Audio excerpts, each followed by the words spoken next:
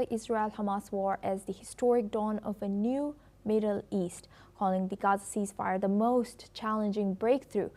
President Trump has said the people were dancing in the streets around the world as the long-awaited and difficult war came to an end. He has hailed the release of 20 hostages held by Hamas and said that the region had now endorsed a plan for Gaza's demilitarization and Hamas's disarmament, ensuring Israel's lasting security. He also further stated that Israel had won all it can by force of arms and urged the region to translate battlefield victories into peace and prosperity. It's the start of a grand concord and lasting harmony for Israel and all the nations of what will soon be a truly magnificent region. I believe that so strongly. This is the historic dawn of a new Middle East. President Trump also made headlines for urging Israeli President Isaac Herzog to pardon Prime Minister Benjamin Netanyahu. Let's listen in to what he has said. I have an idea. Mr. President, why don't you give him a pardon? Give him a pardon. Come on. In a remark, President Trump even floated the idea of a peace deal with Iran, saying that it would be great if a deal is reached and even Iran wants it. Let's listen in. They took a big hit, didn't they? Didn't they take a big hit? Boy, oh boy. They got hit from one side, from the other. And you know, it would be great if we could make a peace deal with them. And I think that's big. Would you be happy with that? Wouldn't it be nice, I think? Because I think they want to. I think they're tired. Now for this discussion, we go back to Mohammed Osman. He's an international relations specialist, joins us live from Cairo. Thank you very much, Osman, for staying with us. Now, looking back at all of this, I want to start from questioning from this, the fact that there's so many of Palestinian prisoners, but only 20 hostages, if you compare the numbers, almost 2,000 Palestinian hostages, prisoners being released. Can you tell us a little bit of background or the history? Why is this difference? I will answer your question, but I just need to make a quick comment on what my colleague, Mr. Osman, just said, since he decided to give me a lecture on Israeli politics. I thank him for that. I'm very well aware of the genuine fears of Israel with regards to their security concerns. However, it seems he did not listen to what I've said in full, so I would advise him to listen more thoroughly next time if we ever come together on this screen once again.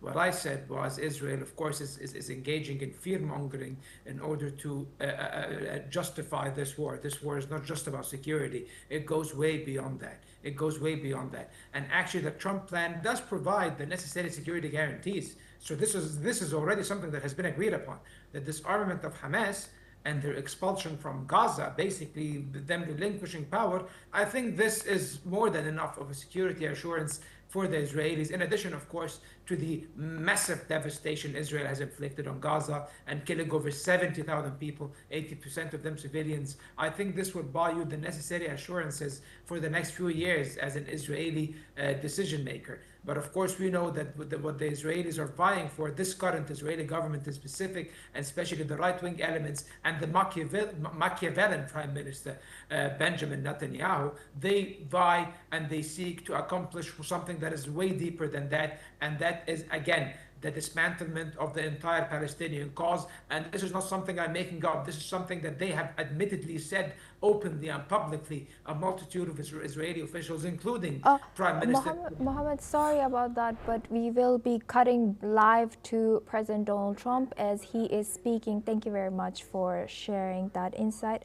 That was Mohammed Osman. I think they want to, that's all I do in my life, I make deals. And they want to make a deal. Now that the living hostages have been returned, can you please tell us what the next steps are? Well, they're going and looking for bodies. It's a pretty gruesome task, and they know where numerous are, as you know. I guess 5 or 6 are in yet now, but they're looking for bodies. They know the areas, and they search parties out, and they're doing it in conjunction with Israel, and they're going to be finding quite a few of them. President Trump, can you tell us when phase 2 of the negotiations will begin? Well, it started. I mean, it started as far as we're concerned. Phase 2 has started. And, you know, the phases are all a little bit mixed in with each other. They're going to start cleaning up. You look at Gaza, and it needs a lot of cleanup. That's why when I talked in my speech, I talked about the debris. I used the word debris. That's debris times 10. So, but they're going to really do a job. They have a lot of power. In another room, you have the wealthiest, some of the wealthiest nations in the world. All leaders, the big leaders are here, the emirs and the kings and everybody, and it's a very interesting group. I guess we have like 35 countries, and that's only because they were the 35 that we invited. Everybody that we invited came. So there's a lot of respect. And I think you'll see some tremendous progress, both in the Middle East. This country is doing very well. It has good leadership. It's about leadership. And it's really nice when you say, how is your crime situation? And they don't even know what you're talking about. What do you mean crime? We don't have crime. Because if he has crime, he puts it out very quickly. Some people think that's not nice, but I think it's great. Because people don't want to be mugged and smashed, and they don't want to be stupid people. They have a place that is doing very well. We're very proud of it because we knew each other from the beginning. The first time I met, it was in a hotel, and I was going to meet him, and then Hillary Clinton was following me. Remember Hillary Clinton? And he liked me so much, he never even got to see Hillary. He saw her for about 2 seconds. But he didn't really want to waste a lot of time. He knew what was going to happen. But that was the first time we met, and we had a very good chemistry together. And it continues till today. So I want to thank you all very much. I appreciate the way you covered this really momentous, I've never seen anything like it. The level of love, the level of respect for what it is, and it's, you know, it's peace in the Middle East, and everybody said it's not possible to do, and it's going to happen, and it is happening as before your very eyes, and that's why it's become so fascinating. Marco, do you have anything to say? Egypt's been a phenomenal participant. I think both Steve and Jared will tell you the critical role they played, and they can tell you themselves. They hosted the talks here, and they're going to play a very important role now in the follow-up, the implementation of this, which is really, it's not simply about restoring Gaza, it is about transforming the region. So we have an incredible partner, a long alliance, very capable partner here, and a tremendous collection of leaders. This is clearly, in my mind, I think in the mind of everyone in this room, probably one of the most important days for world peace in 50 years. And that's not an exaggeration. Only 50? Maybe 100. Certainly since the end of World War II. Mr. Witkoff and Mr. Kushner, I'm curious, you played such an important role in the tactical negotiations here. What will your role be going forward as a lot more has to be brought to the table here? Oh, the minute we had inked the deal, Jared and I were already working on the implementation side of the deal.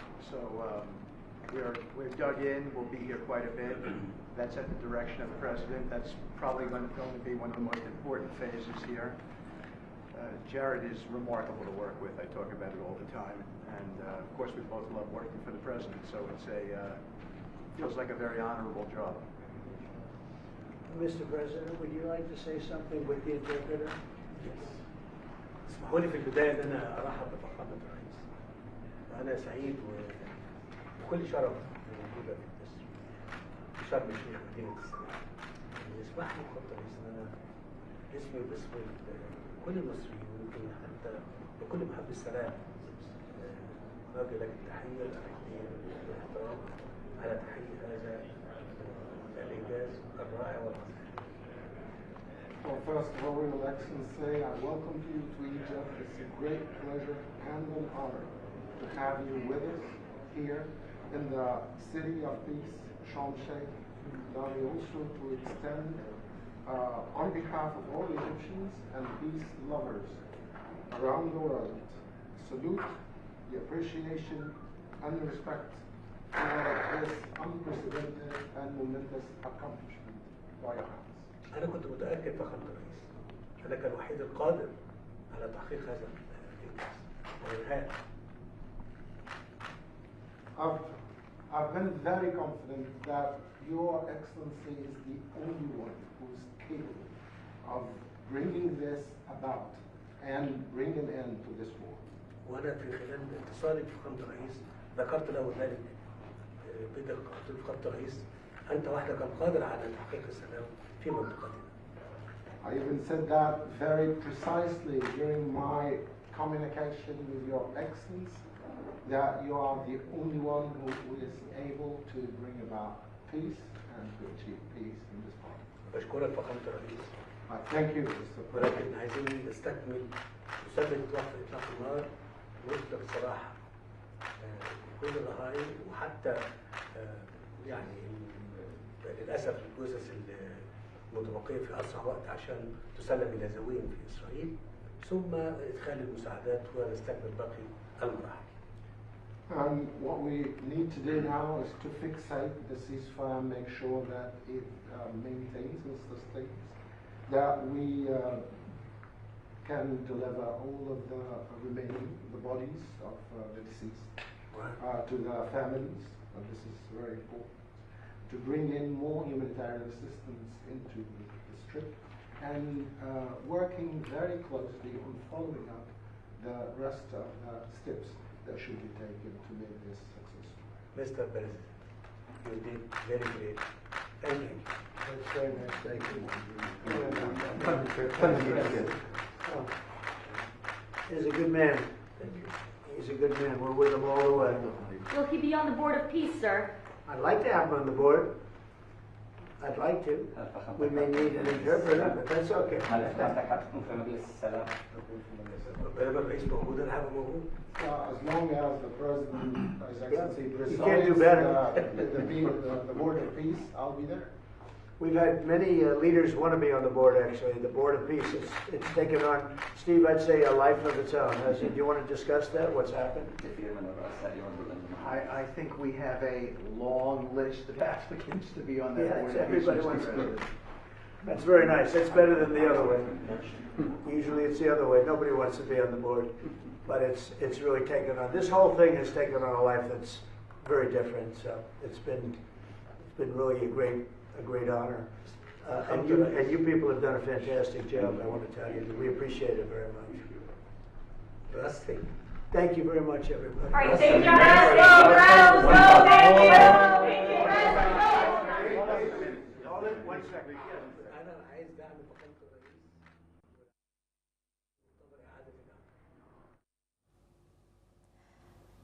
Now I would like to thank our guest, John Rossomando and Mohammed Osman, for joining us today and sharing that insight on that topic. This is all we have time for. We will continue to bring you more news updates from around the world.